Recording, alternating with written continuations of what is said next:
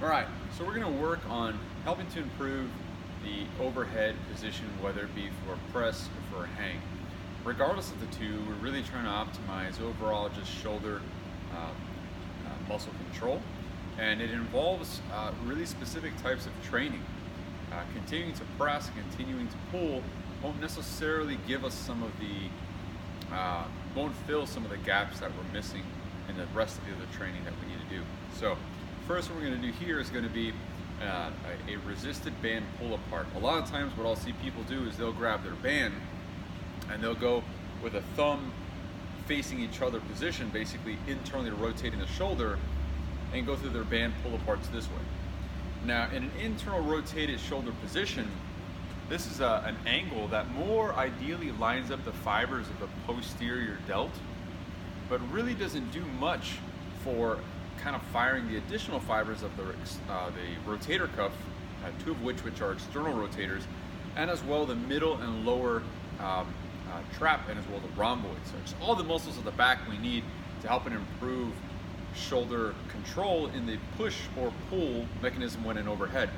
So actually what we want to do for this is make a slight adjustment. Here's the adjustment. Rather than being in a thumb down position where my thumb, right, is below this band, I'm gonna take that same position and I roll it around. So now I've created some external rotation, and what you'll feel just doing this is automatically you're gonna have to start firing some of the rotator cuff. So from this position, here's where I wanna start doing my pull aparts. Now I've got the band pretty choked up, and I'm doing this for a reason, because I wanna be able to first, right, start looking at gaining some strength in this inner range. That means starting close to the body.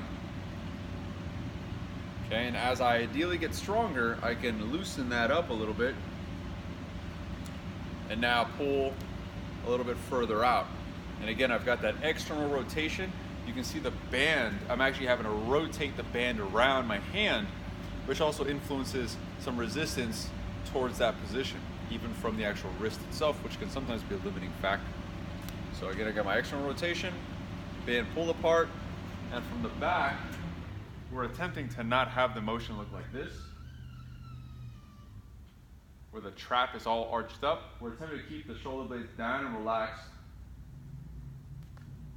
while we pull apart, regardless if it's wide or if it's narrow.